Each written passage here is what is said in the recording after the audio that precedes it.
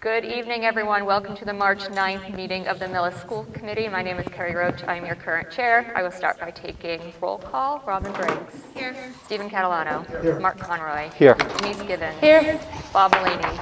Here. And we also have Terry Wiggins, our business manager, sitting here. No student rep or teacher rep. Jody, anyone signed in for open session? There is not. Thank you. I will just let everyone know that this meeting is being recorded and can be viewed on YouTube. So we'll go right into our action items. We have a consideration to approve the 2/23 school committee meeting minutes. Madam Chair. Ms. Gibbons. I make a motion to approve the 2/23 meeting minutes. Second. We moved and seconded. Any further discussion? All in favor? Aye. Motion carries. We have consideration to approve the 2021-2022 high school program of studies that was presented to us last meeting. Madam Chair, Mr. Catalano.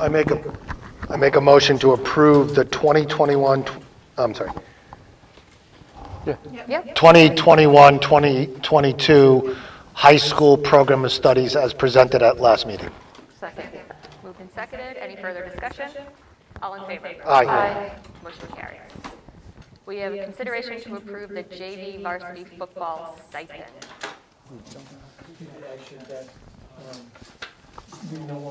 Oh, okay. Never mind. Strike that.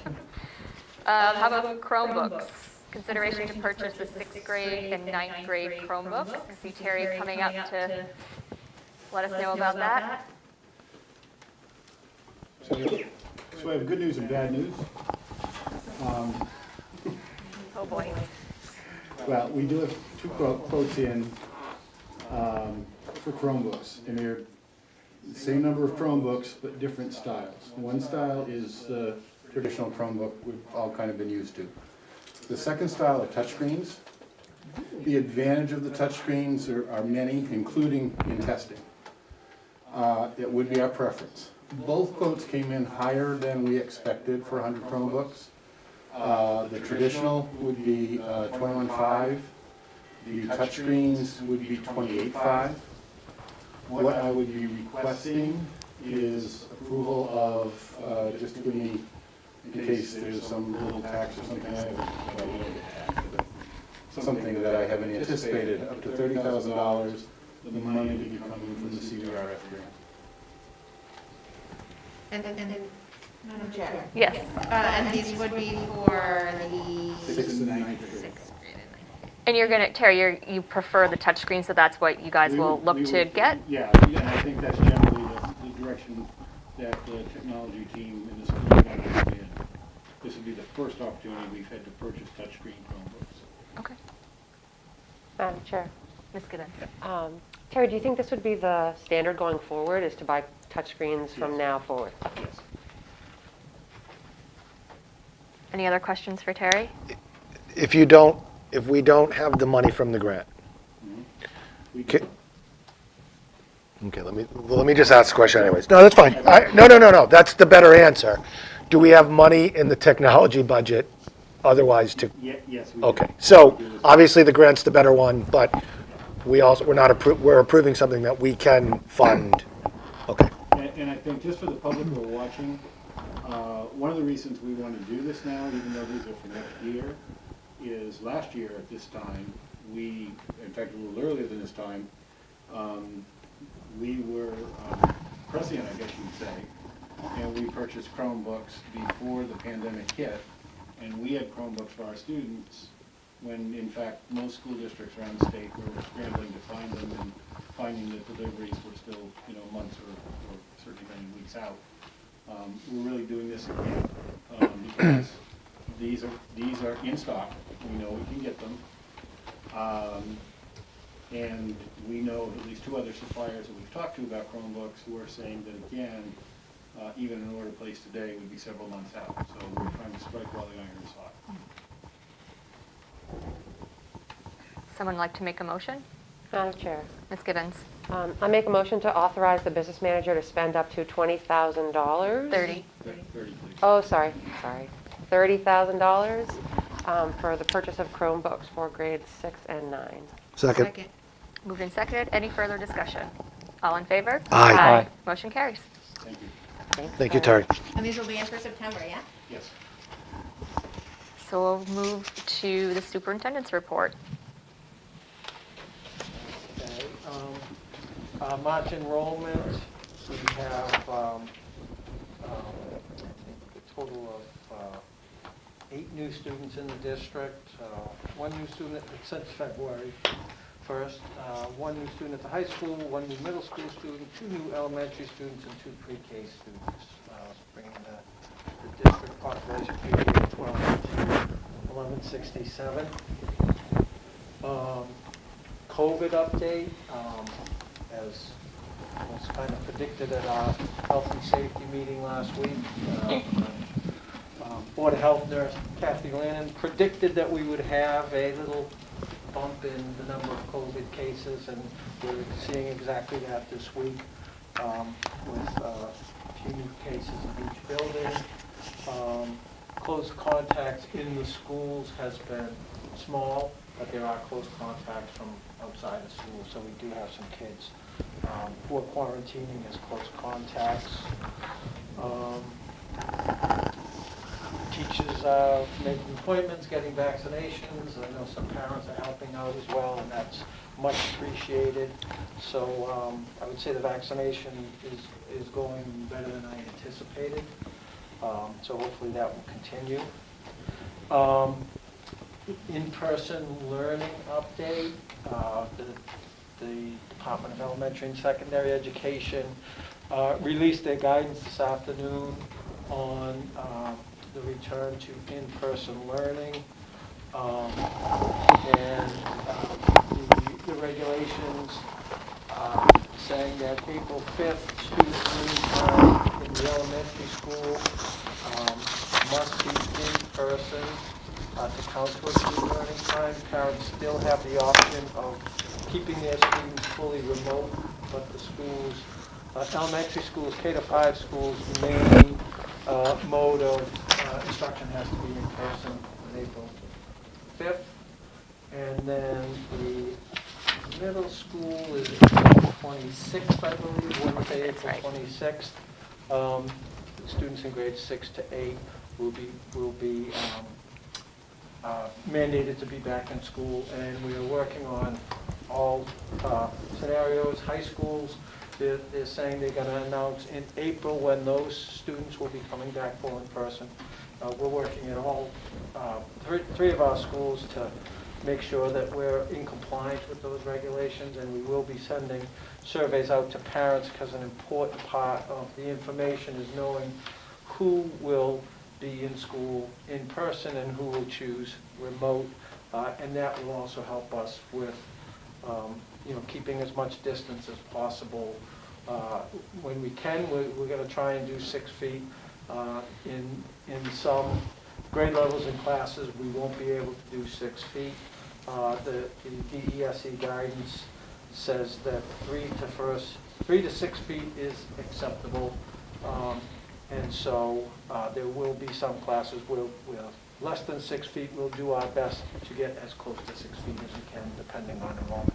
So those surveys are going to be very important for us to figure out how many students we'll actually have in individual classes.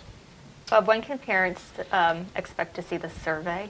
Well, the elementary school survey should be coming out very soon. We have it pretty much already, just doing some tweaks. Middle school and high school, we're kind of waiting on dates, so it should be pretty quick. I don't see why we couldn't have it out end of this week, beginning of next week. Okay. And is there a way, so I know we said we're going to do 6 feet where possible, but obviously there's, especially in the high school, middle school, where we can't make it to 6 feet. Can we make that information available to the parents about when, is it at 4 feet, or is there some, what classrooms are at 6 feet, or is that, it might help? Right, yeah, I think once we get the survey back and know how many kids we'll have live in person, we'll be able to, see each teacher's class, like at the high school level, each teacher's classroom, and be able to gauge. And be able to gauge. We did, when we scheduled this summer for the fall, we did know there were going to be, capacity limits. So whereas normally we might allow up to 30 kids in a classroom, we capped class sizes at 24. So some kids might not have gotten into a class that they normally would have because just of size constraints.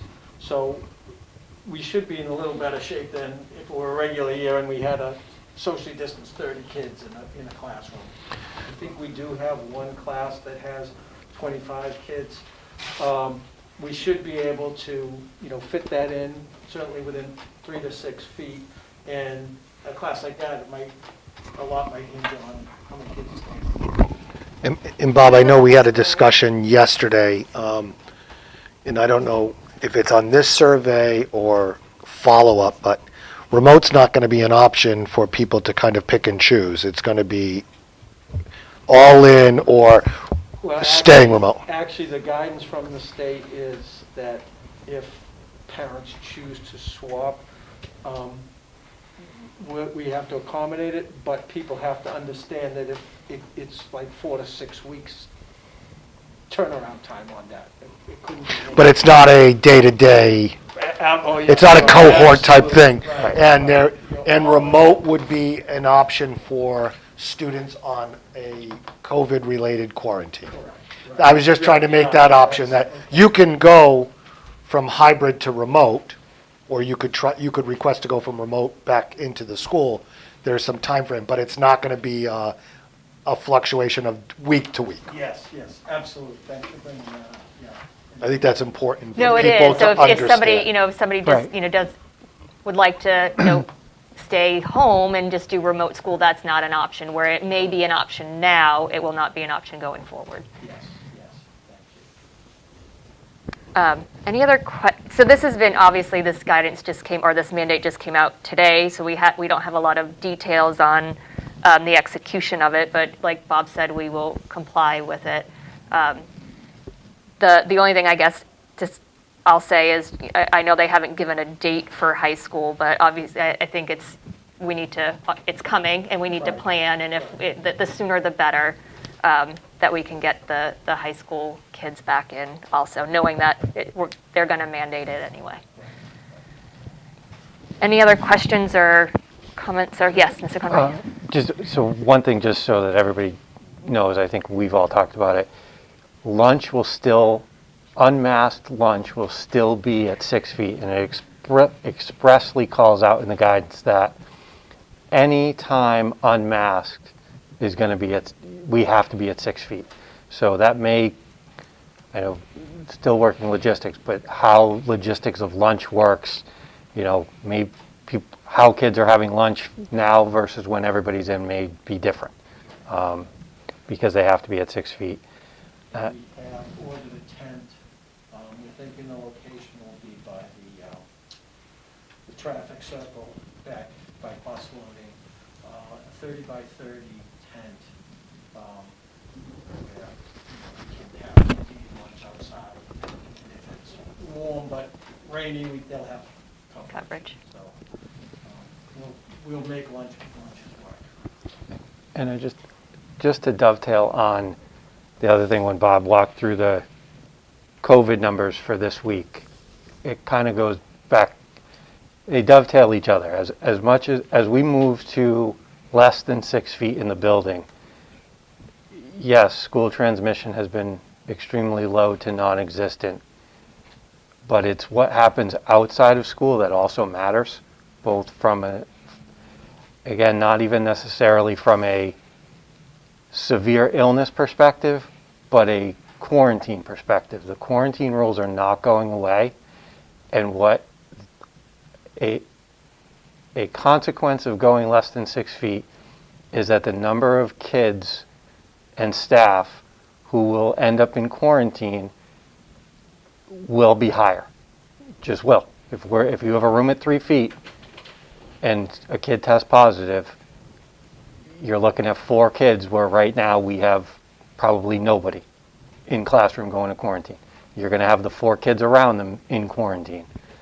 So people, again, the protocols that we follow in the building and out of the building.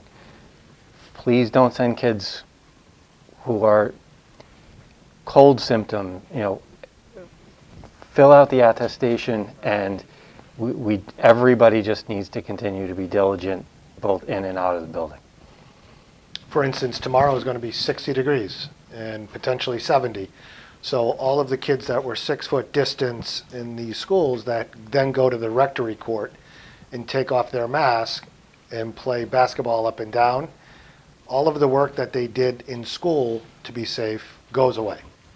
So if they want to play, I want kids to play, but we had junior varsity and varsity kids playing with masks on. It's a possibility because all of the good work and all of the precaution goes out the window when they're running basketball, which we can't control, but there are kids. We have to police ourselves in order to stay in school. Like Mr. Conroy said, the state can loosen it, but the numbers are going to go up as more people, if people get sick. Right, because the 6 feet distancing in terms of interacting with someone for more than the 24-hour period is still 6 feet, and we're moving the kids in. Yep. closer. We will see. That hasn't changed. That has not changed. And just, I don't know if I said it, but the regulations are 5 days in person. So Wednesday remotes go away. Wednesday remote. Mr. Malini, Yes.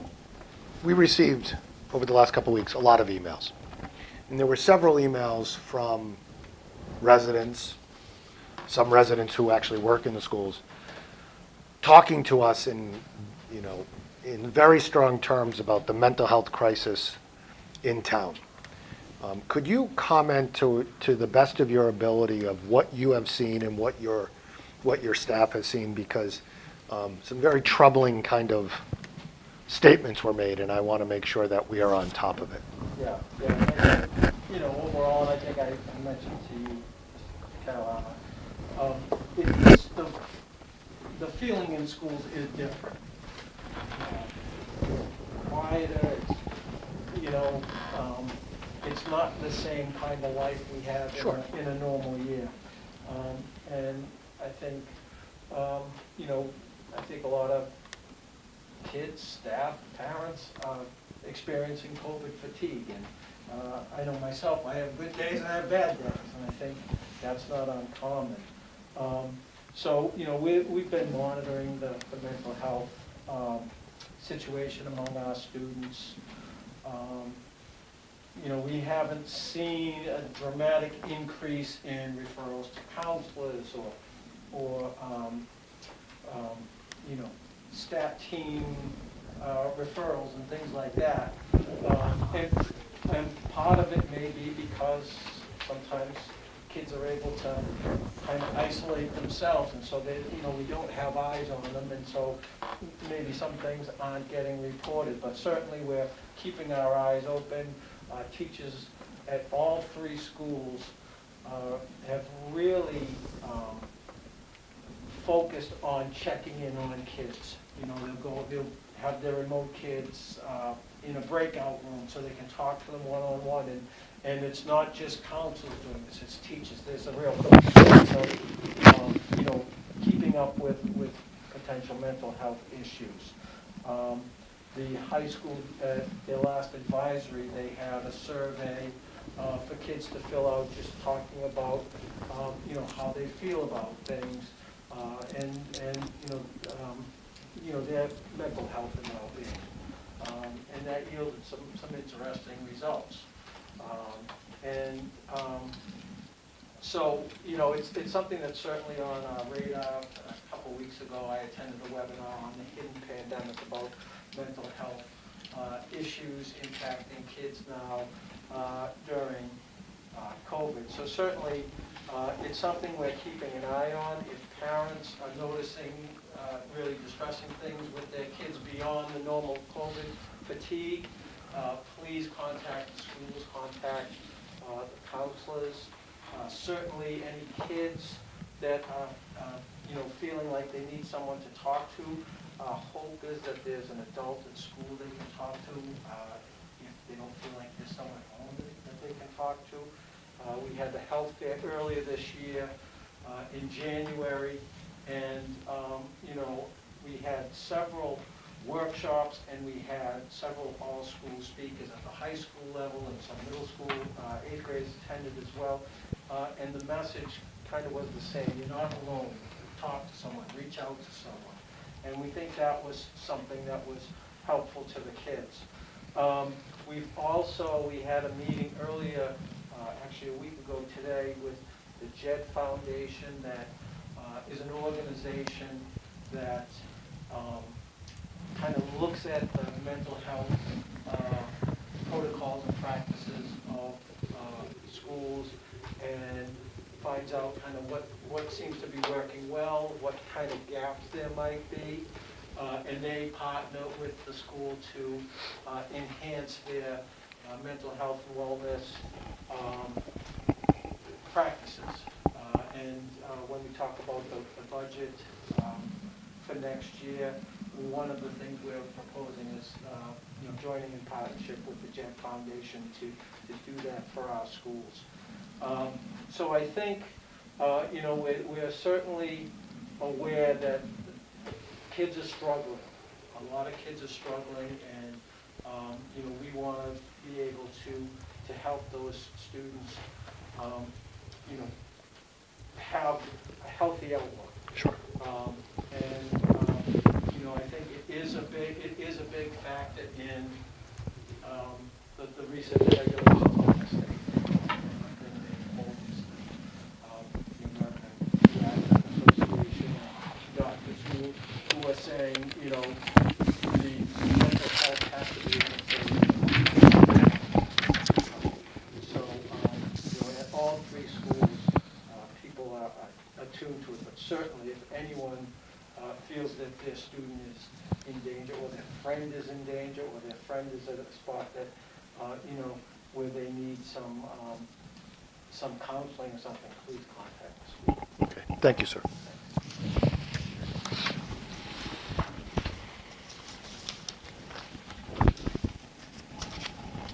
Thanks, Bob. Do you have anything else? Okay. I had asked Terry if he could give the committee just an overview of the mechanical study that happened, that we had pre-COVID, because it's something that, again, we can't ignore, and we should at least get ourselves re-familiar with it, and then for future to come up with a plan on how we want to approach some of these repairs to the middle high school. So, Terry, I will turn it back over to you. So just as a reminder, just about as the pandemic was starting, we also started a study of this building. And we were studying two things because the two things are somewhat intertwined. One was the roofs, which leak and are really at the point of where they're exceeding their useful life of 20 years. And the other was the HVAC system. And again, we looked at the two together because, for example, there are rooftop units. So if you're going to do something with the roof, it makes sense to do your roof before you do anything with the rooftop units. And if you want to do something with the rooftop units, it makes sense to do the two kind of in concert. So, and the HVAC system is also 21 to 22 years old at this point. I'm going to talk about the roofs first because they're really the simpler situation. Most of the roofing here is an Epdm membrane roof. There is, I think, a small part that's still a traditional gravel tar roof, but quite honestly, that probably should have been replaced with membrane as well at the time. But in any event, it's all well past its useful life, and anecdotally, if you come through here during a heavy rain, you will find it leaking through multiple floors. It needs to be replaced. The estimate that the engineers put on this for replacing the roof, not including owners, project managers, architects, etc., okay, was $2,899,500. That's a constant for the roof. That would, if you look at the projects together, would get added to the HVAC, which I'm going to talk about now, but there's two options there. The HVAC system for this building, which we actually found out in part with this study and in part with a later study that we did about the air quality specifically of this building, is actually first time pretty state-of-the-art. Because while it does use unit ventilators, it uses actually unit ventilators in tandem. So instead of having one unit ventilator that essentially brings in air from the outside, heats it, and heats the room, essentially it's a winter item, we actually have two in most rooms that have unit ventilators. We have one that's an intake, we have one that's an exhaust. So it actually circulates the air. It actually does a pretty good job.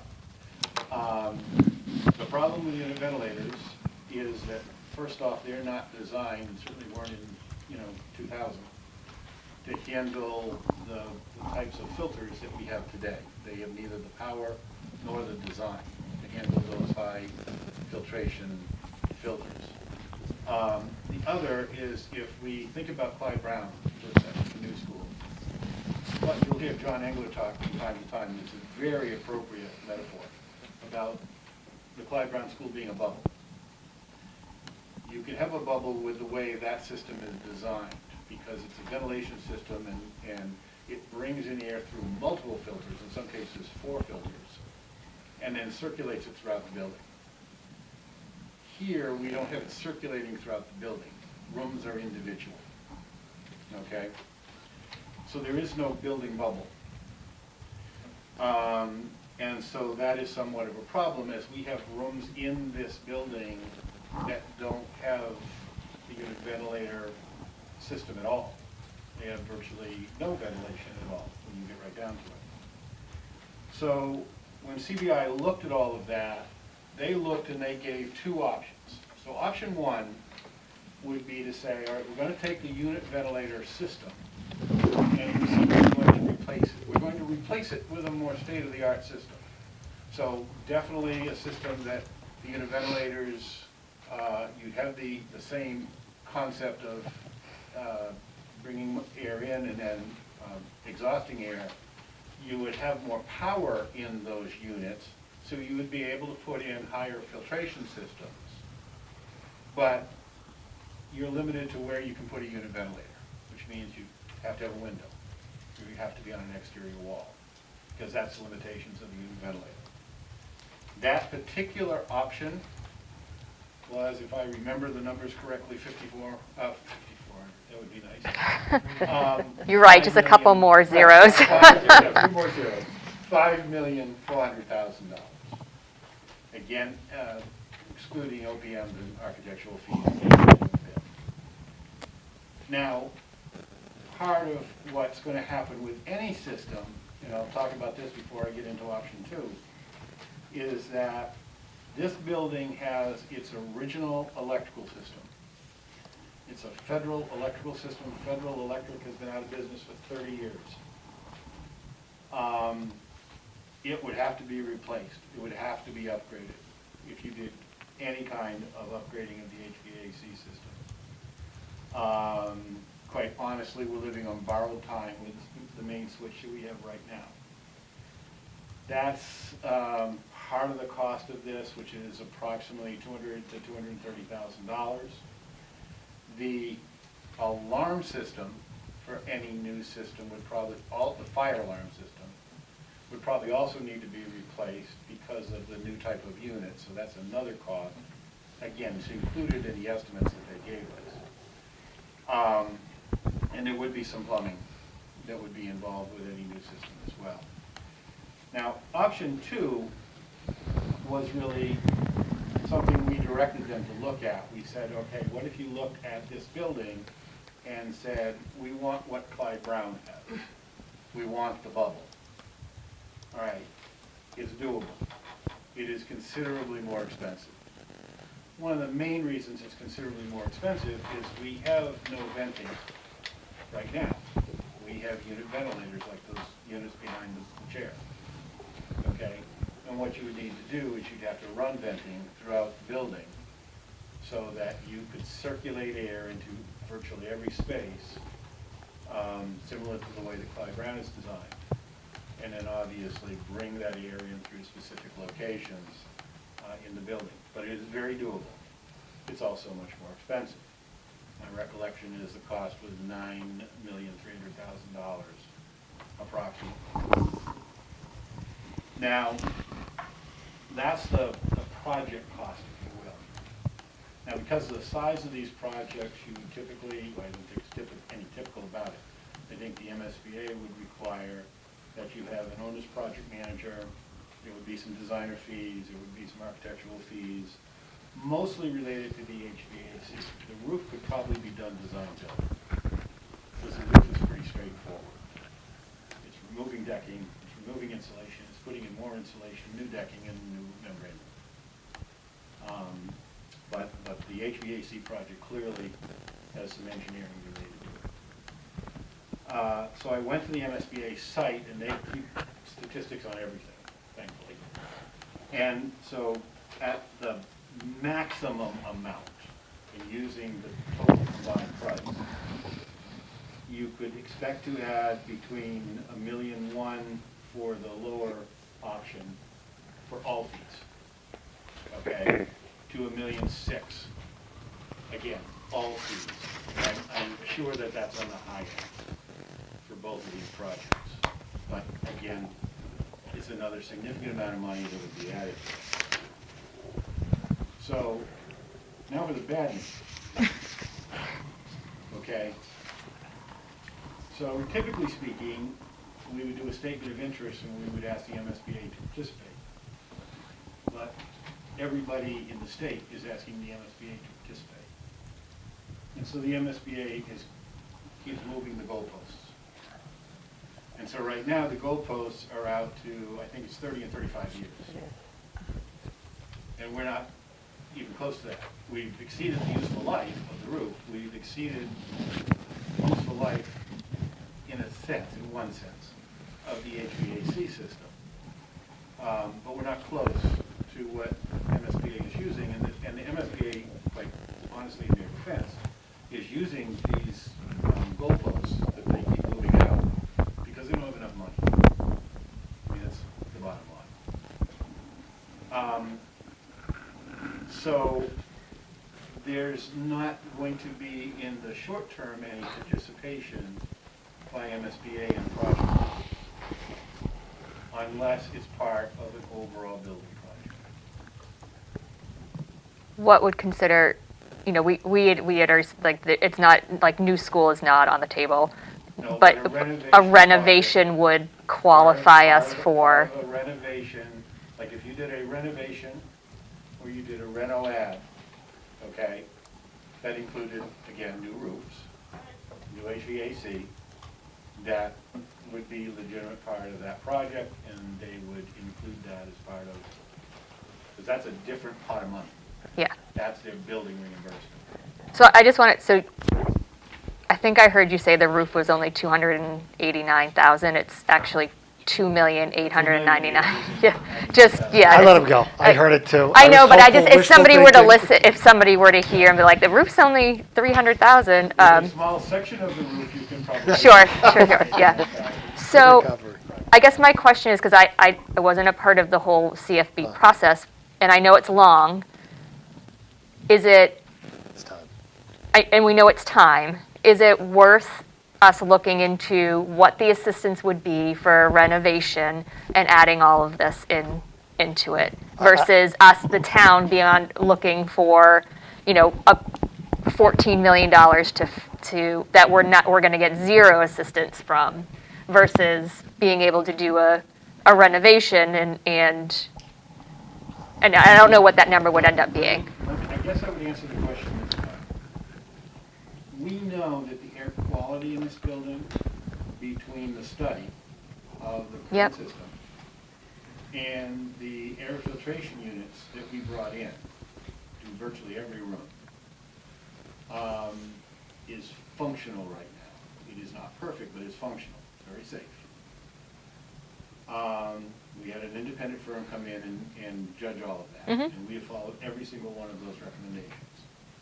And we have repaired what needed to be repaired. We have, in a couple of cases, added ventilation where we needed to add ventilation. So, to the degree of air quality, there is not a problem right in the short term. In the long term, it should be replaced, but in the short term, we do not have a problem with air quality in this building. As far as the roof goes, it's a bit more problematic, but is it doable to patch our way to the point of where you would be considering a project? Yes. It's not perfect by any means of the imagination. And there'll come a time where we're doing a lot of, your maintenance costs will go up. Sure. We know about The that. longer we wait, the worse it's going to get. Yes. Madam, Yes, Oh, I'm Mr. sorry. Kettle. No, go ahead. I would add, now for the bad news, right, and I think we started this conversation, the high end, the good project, $12 million, that does nothing for learning, right? This is all, just hear me out. This is all stuff that we need for a healthy environment, but it doesn't give us more space. It doesn't give us better usable space. It doesn't allow us to expand at all. We still have I'm looking forward to this day, where middle schoolers are in the hallway because that's where they do group projects and it works, but that's not the best way to approach. And high school kids go here and there, and we've made it work. So I understand that these are necessary and we need to do them, but there's a whole piece of this. We started the process, what was the company from Franklin? We used them to help with the capital planning. Tetra Tech. And we were looking at this school, and we ended up getting the Clyde Brown for the MSMB. Someone got rejected, as you may or may not know. Someone pulled out, and they grabbed the Clyde Brown. We had applied for this building for an addition reno. And someone couldn't take the money there. They didn't pass at town meeting. And we quickly jumped onto the Clyde Brown because exactly what you're talking about, we were chasing holes in the roof. And then it became, and we couldn't,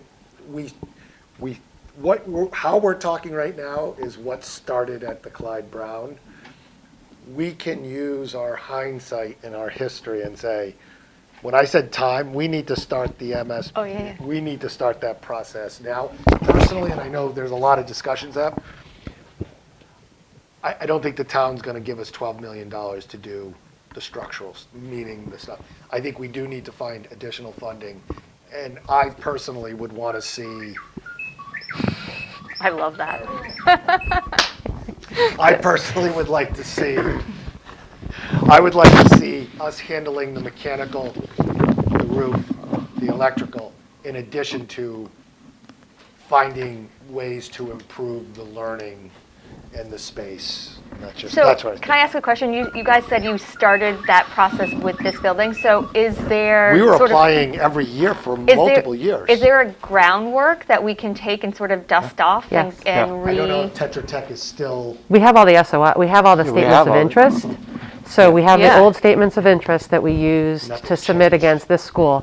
I would argue we can plug in, New information numbers. from this Yeah. latest round. We Yeah. used those numbers for the capital planning committee, and they were still legit, so why would they wouldn't, obviously we Right. could check the numbers, but they went through, it was a $30,000 project, they went through and identified, they looked at everything, and they identified what we needed and also helped us with those applications. And we can plug in the new numbers that we have from here. For roof, absolutely. Yes. Just So we're swap the not roof starting, numbers. what I'm trying to say is we're not starting from No. scratch No, we're because not. we have. Right. we have the And you'd be submission already. surprised how light the statement of interest is. Really? Yes, You'd be surprised at how light it is for the submission to the MSBA. because then you gotta do the $1 million that's the bigger one. Right. Yeah. Right. Well, there's, I agree with everything you said, and I've written statements of interest before for successful projects. So I kind of find that kind of fun. I would want to disagree with one side statement you made, as far as the educational benefit. Everybody's been in this building fall and spring when it's hot.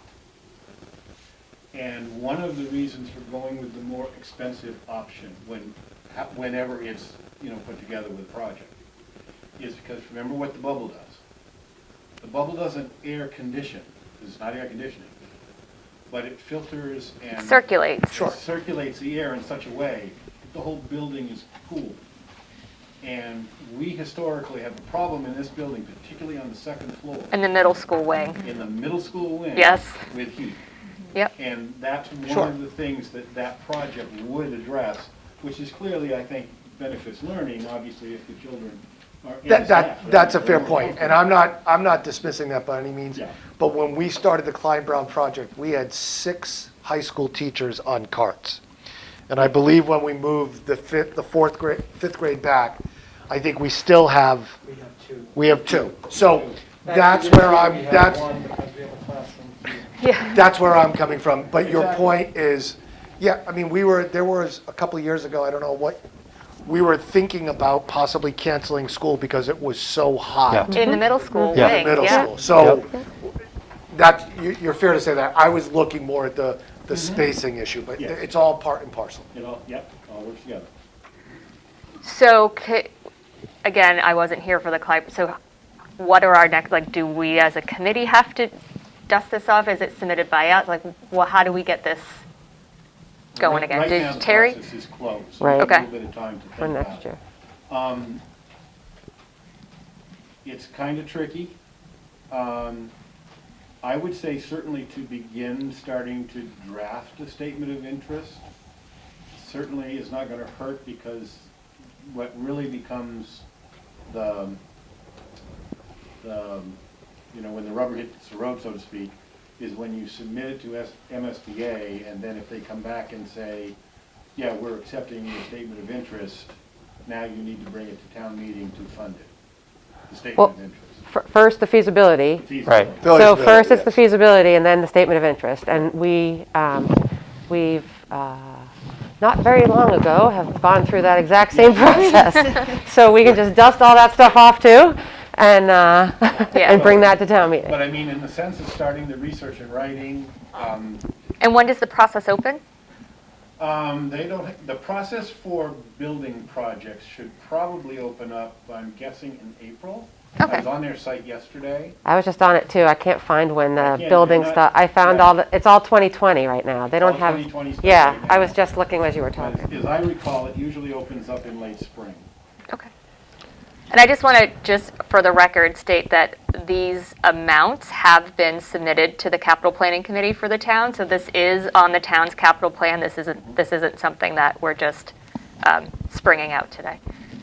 Madam Chair, the only other thing I would add to what's already been said is, from a value perspective, the value to the town and to the taxpayers would be much greater, in my opinion, if we entered into and were accepted into the state's building program than it would be for us to go to the town and ask them for, if I add on the OPM $14 million. numbers, $15 million. Yes. So that's all an exercise that we would go through, as Mr. Wiggins mentioned, as part of feasibility and take a look. But from the dollars are going, much in the way that we talked about Clyde Brown, the dollars are going to need to be spent. It's just the value for what we're getting for the dollars. Understood. If I may ask, do you remember what the reimbursement rate was? 45%. Yeah, I think it was a little, so we started at 52, I think we ended at 48, after they did all their math. So we need to start this process. Now. I think we should. I think whether it's forming a subcommittee, but we need, and I agree that I think we're in a much better place than we were with the Clyde Brown because of the Tetra Tech and the newer numbers. I think and the fact that Mr. Wiggins has experience and we have experience as well. It is a little bit like a lottery, Yep. And Well, you that's what I was sometimes just get gonna lucky. say, like, this is The earlier you not- start, the better. There's no Like, guarantee, Right. Oh, you know, absolutely. of how many years it's gonna, Take. like Steve mentioned. Clyde Brown had been submitted for multiple years, 5-6 years. I think we had done 7, the high school was the 7th year, I think. And then we switched and had done 1 or 2 submissions for this building when that one finally ended Opened. up and opened, and we didn't have a choice. When they came in and said, we've Take it or just leave it." pulled your old Clyde Brown one up, remember you're that in, and we said, great, can we move the money, can we do this one, because this is our priority? They said no, and we said, okay, well, how about if can we try and do something that may blend the two schools, you know, kind of like, could we put a middle school connecting the two, blah, blah, blah. Right, middle school with the pool. Also, yes. Administrative office, administrative space in there, we had all No, sorts of ideas. didn't work. And they said no, that they were coming in and they were doing Clyde Brown, and we either were taking the money or we weren't. Yeah, once you're in the process, they pretty much tell you what to do. Yeah. And you will be happy to take the Okay. money. Absolutely. Because we got a Right. budget. Well, that's good to set expectations too, that even though we're starting this process now, the reality is it could be multiple years until it's Very easy. approved. Which- And we're we kind can't of on borrowed guarantee time, that, too, with that we that, don't, that so. we, you know, that something doesn't happen to the roof or in the meantime that makes us need to react a little quicker. So may I ask a question? No. So, obviously you did a statement of interest at one point in time in this building. Yeah, Yeah. we still have Yeah. it. Does anybody have it? We do. We'll have to dig it up. Any idea where they might be, Jordan? I think I have. Steve's got probably a couple, couple of paper No, I copies. bet Jody will get it faster. Okay. No, 'cause I Steve's got a couple obviously boxes of old have a paper. High degree of interest in seeing it. Yeah, yeah, yeah. I think that's I'm easy trying to to get. remember, okay, so I'm trying to remember what the year would have been because, 14. Yeah, sounds about right. I think it was 14 because we started the feasibility study for the Clyde Brown in The 15. study was in 13. The vote was in okay, 15. okay. Okay, does that help? So it's either 2014? 13 or 14. That sounds about right. Okay, thank you. So for the record, that is 7 years ago since we started. Yes, and we said 8 to 10. That, exactly. Sorry, still your Right, no, when we were going through That's that, exactly right. the question of when, it was a 5 to 10 years, and here we are, 5 years later, talking about something that still may take multiple years before we are in it. It could take multiple years till we're in it, and then a couple of years Right, before there's shovels in the ground. Right. So it will clearly be on, unless we got accepted this year, which I don't think is going to happen, we're 10 years out, easy. right, yep. Okay. Thanks, sir. Thank you, Terry. All right, so we will move on to the Mohawk discussion. Okay, so I'm just going to give a little recap of the process to date, just to catch everybody up or remind everyone. So months back, actually I think it was pre-COVID, we were approached to take a look at the use of Native American imagery and the use of Mohawk in our school. In subsequent meetings, we heard from members of both sides of the issue and came in and gave us educated us and let us know about their research and their stand on the issue.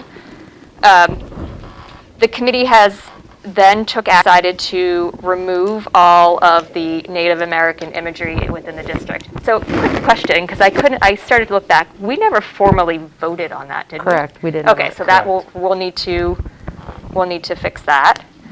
Then we decided to survey the community, and just to give you a brief overview of what happened. Oh shoot.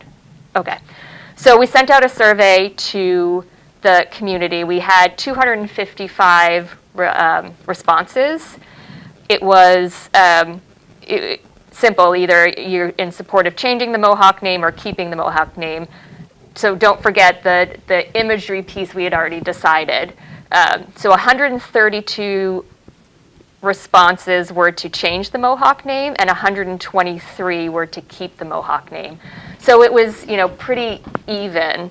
And just to give a summary of because we asked people to identify their relationship with in the community, we had 68% of the respondents were residents, 7.8% were students, 13.3% were alumni, and then 10.2% identified as something other.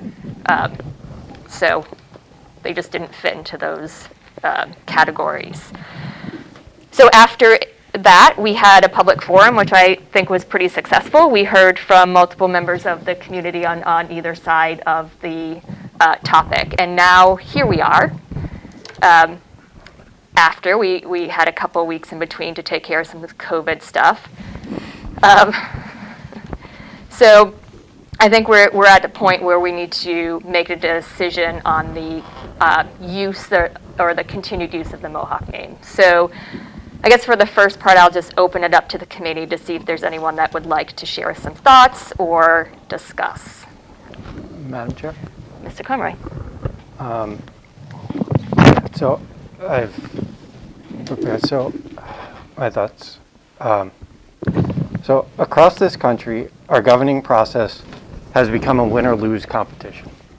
Opposing teams in the form of political parties compete for 100% victory. No compromise is allowed by the most vocal activists. And losing gracefully is no longer the norm. This is not limited to statewide and federal elected officials. Increasingly, it has become the playbook at every level of government and for every political activism group. This topic in our town is no different. It didn't take long for personal attacks to be made against people who have differing views. In fact, simply suggesting that all sides of an issue should be heard resulted in outrage by some. I believe that as a committee, we have a choice that's bigger than whether we keep the Mohawk name or not. I believe that we can perpetuate the idea that there can only be one viewpoint with merit, or we can stand up for true progress. Progress in the form of communication, collaboration, education, and support. As with many issues of the day, dialogue around this continues to demonize people who look at issues differently. Instead, people should thank the Retire the Mohawk campaign for pushing the topic. Thank Mr. Fallon for his efforts, including reaching out and actually having discussions with multiple tribes. Thank the chiefs for taking the time to discuss the topic and provide their perspective.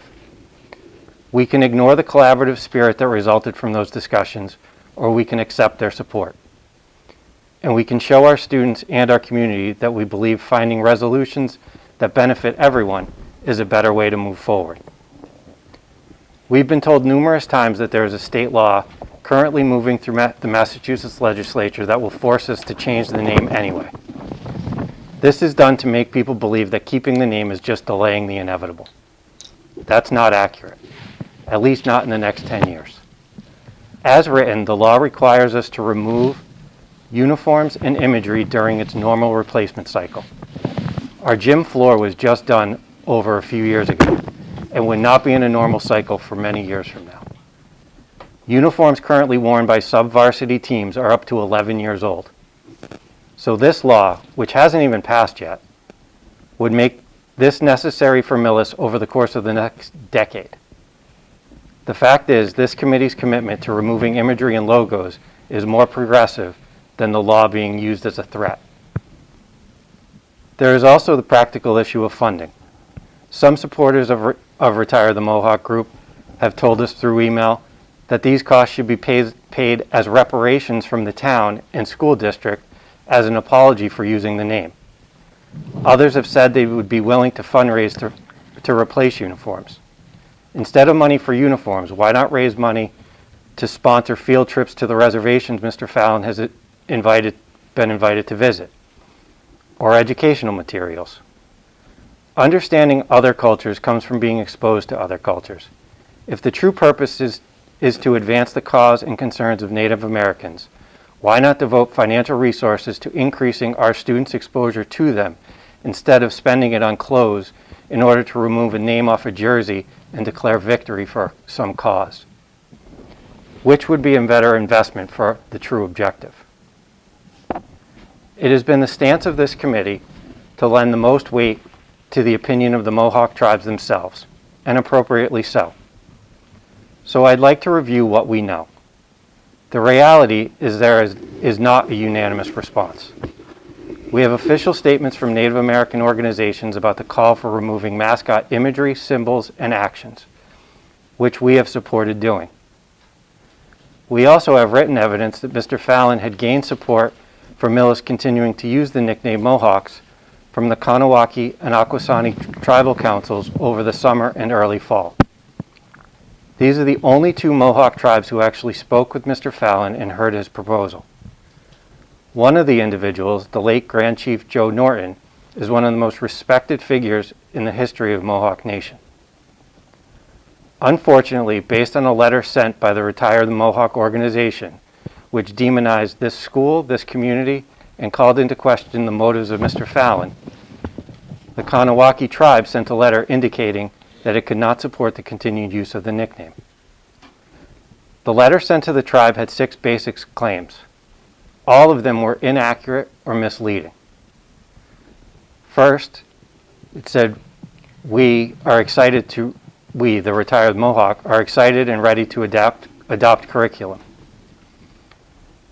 The reality is supporters have not participated in adopting curriculum. In fact, we've had teachers send letters to this committee all but refusing to teach the curriculum unless we got rid of the name. The Mohawk Council Club, which was established by students with Mr. Fallon to create education projects and enhance learning, have no members who are in favor of getting rid of the name. The letter also claimed that Millis has never taught Native American curriculum. That's just flat out wrong. While there is not Mohawk-centric or as in-depth as what has been proposed and we adopted actually tonight to put in the handbook for next year, the school has always had Native American history in its curriculum. It claims that we've allowed headdresses and Native imagery for years. One of the last students to paint their face was in 2013, 8 years ago. Students do not wear headdresses, paint faces, or use war chants at sporting events. The school district stopped using Native imagery on new purchases years ago. The gym floor was a replacement of an existing facility. Fourth claim it makes is that the education comes with the ultimatum of keeping the name. The facts are, Mr. Fallon has never stated or inferred that his educational proposal was contingent on the school committee electing to keep the Mohawks as the school nickname. Mr. Fallon and Mr. Kraby have formally put in curriculum for next year Mohawk curriculum course offerings without a vote or assurance by the school committee on a nickname. The student-run Mohawk Council has begun a formal process of establishing a Mohawk Trail at Oak Grove without a vote or assurance of this committee that we would be keeping the name. The reality is the only ultimatums we've received was from the Retire the Mohawks who rescinded their offer to fundraise unless we got rid of the name, and from the letter we received from teachers indicating that they would refuse or at first opportunity stop teaching Mohawk history unless we got rid of the name. Fifth was that many educators, students, and alumni who have witnessed the misuse and abuse of the Mohawk name at this school. Again, the last known person to paint their face or group to do it was around 2013. Students now do not wear headdresses, paint faces, or use war chants at the sporting events. Members of this committee have been to countless games in the last 8 years and have not witnessed any of these actions by any student. The last claim in this letter says we want to make sure you are not talking solely to those whose only aim is to keep the name for the sake of keeping the name. Dave Fallon's actions going back to July, who Dave is the only person that the tribes have spoken to. His actions going back to July make the above statement in their letter on December 17th knowingly false. He's solely responsible for the success in the last few months to build relationships and advance education and collaboration with this tribes. So to claim that his only motivation is because the name has always been here is false. I also think it's very telling that on March 23rd, Chief Gina Deere of the Kanawaki Reserve will be joining the Millis Mohawk Council meeting. Thanks to the relationship and referral from the Akwesasne Reserve, the Council Club has also hosted Clarkson professor and Akwesasne member Philip White Cree. Both prior to and after the letter received that generated the formal document we received to say not to keep the name, both tribes have been shown through their actions supportive and knowing that we have and we're hoping to keep this name, even though they submitted a letter based on, again, on basically 6 principles. Last, in his inaugural address, President Biden spoke about the need to unify, turn down the temperature of political discourse, and find common ground. I would argue we have an opportunity to do that, to choose progress, true progress, over winning for a cause. So with that, I would make a motion that the middle schools keep the Mohawk name while we continue to monitor the progress of the plan Mr. Fallon has set forth and commitments made to improve the education and exposure and understanding between the Mohawk tribes and the middle school district. Second. We have a motion on the table to keep the Mohawk name and a second. Any further discussion? Madam Chair. Ms. Gibbons. I am grateful for this committee and that we can do many of the things that Mr. Conroy mentioned in his comments, which is to have open discussion where sometimes we will agree and sometimes we won't.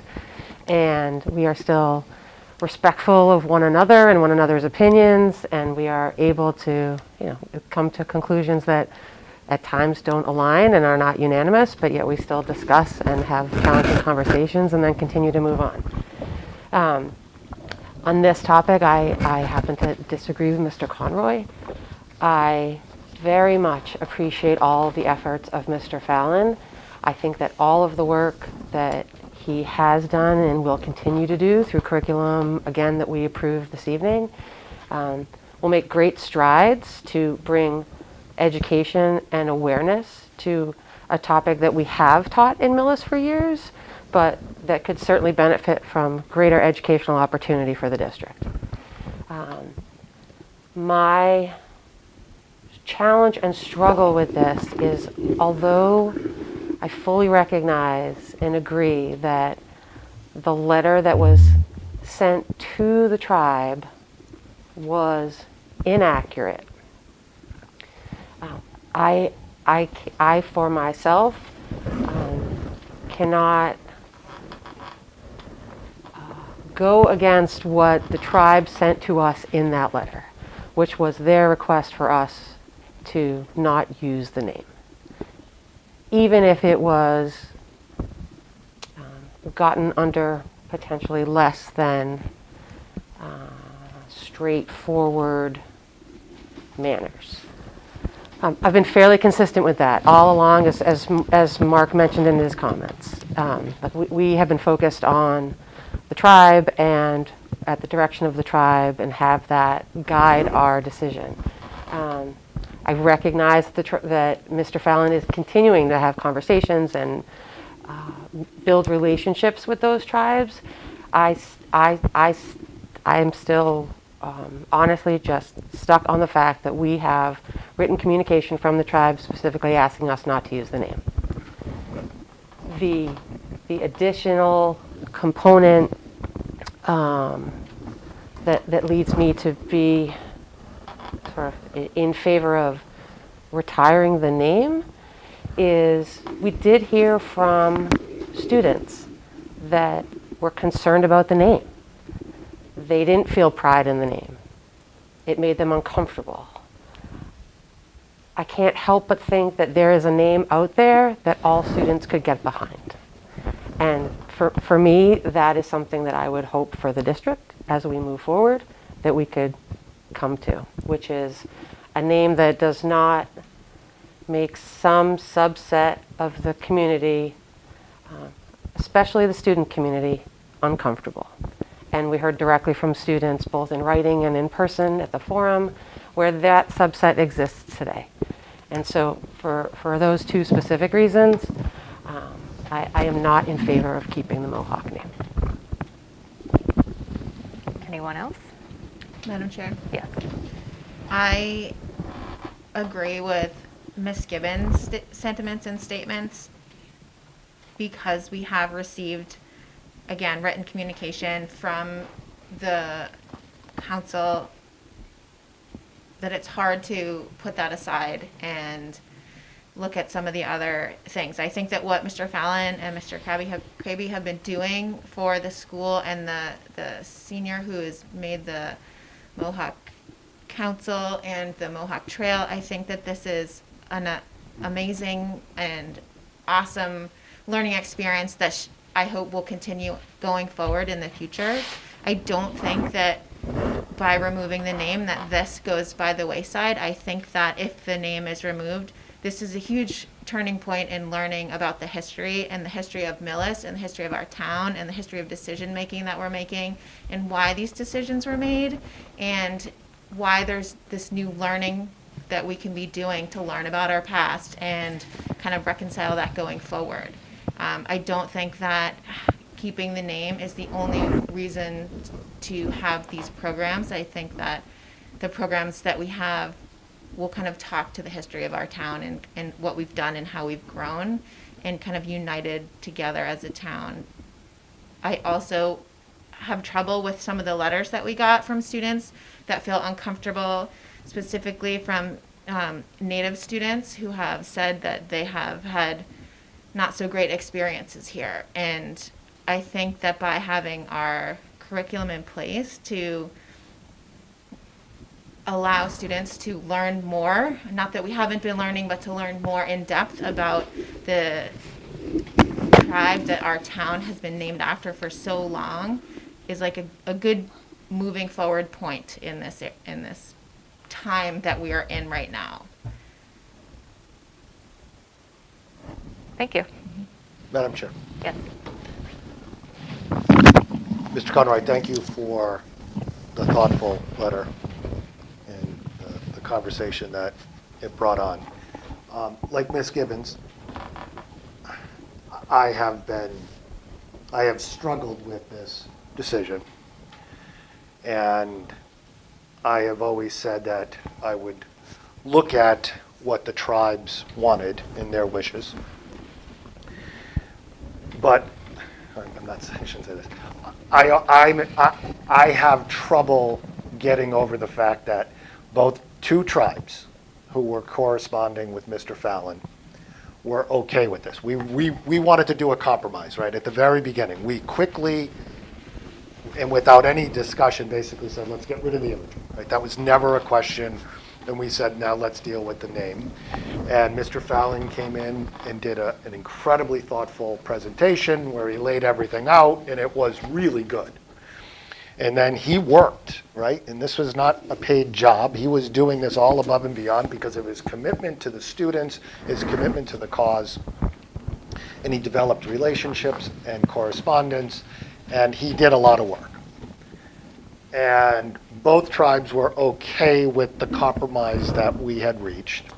And then a letter goes, and I can't get beyond the fact that the letter is riddled with falsehoods, whether intentional or not. I'm going to lean towards intentional in some of the cases. And that changed one of the tribes. And I'm having a hard time with that. And this has not been an easy decision, but that's my difficulty right now in the fact that we were operating with Mr. Fallon in a very thoughtful kind of approach to this, and then a letter or a fax, however it was sent, I think it was a fax, was sent that was not accurate, and it portrayed the town and individuals in a bad light, and that is a problem. That's a problem. I don't know why I keep on looking at you. Oh, I'm having a hard time.